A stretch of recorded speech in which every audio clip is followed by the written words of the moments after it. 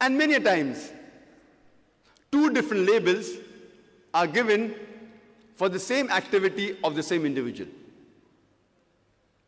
For example, more than 60 years back, when we were ruled by the Britishers, when they were controlling India, there were certain Indians who were fighting for their freedom. These group of Indians, by the British government, they were labeled as terrorists. But those same people, by the common Indians, we call them as patriots, as freedom fighters. Same individual, same activity, two different labels. One group is calling them a terrorist, the other group is calling them freedom fighters, patriots. Same individual, same activity, two different labels. Therefore, before you give a label, you have to try and find out what is the reason that the person is giving the label. If you agree with the British government that Britain had a right to rule over India, you would call all these people as terrorists. But if you agree with the view of the common Indians that the Britishers came to India to do business, they had no right to rule over us, then you would call these people as freedom fighters. Same people, same activity, two different labels. And I'd like to give one more example of Nelson Mandela, who was the ex-president of the new free South Africa. And we know that by the previous government, the white apartheid government, they called Nelson Mandela earlier as a terrorist. And they imprisoned him in Robben Islands for more than 25 years. But the same person, by the indigenous South Africans, they called him as a hero. Same person, same activity, two different labels.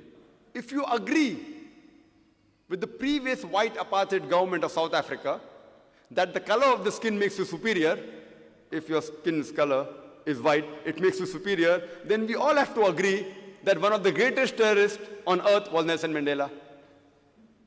But if you agree with the view of the South Africans, the original inhabitants of South Africa, that the color of the skin does not make you superior, or same as is mentioned in the Quran, in Surah Hujurat, chapter 49, verse number 13, it says, Ya ayyuhan nasu inna khalaqnakum min zakrin wa unsa wa ja'alnakum shu'uban wa qaba'ila lita'arafu inna akramakum indallahi atqakum inna Allah alimun kabir.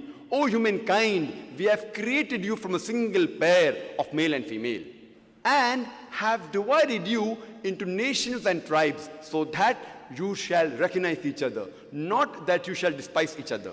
And the most honored in the sight of Almighty God is the person who has taqwa. The criteria for judgment in the sight of Almighty God is not color of the skin, it's not sex, it's not wealth, but it is taqwa, it is righteousness, it is piety, it is God consciousness.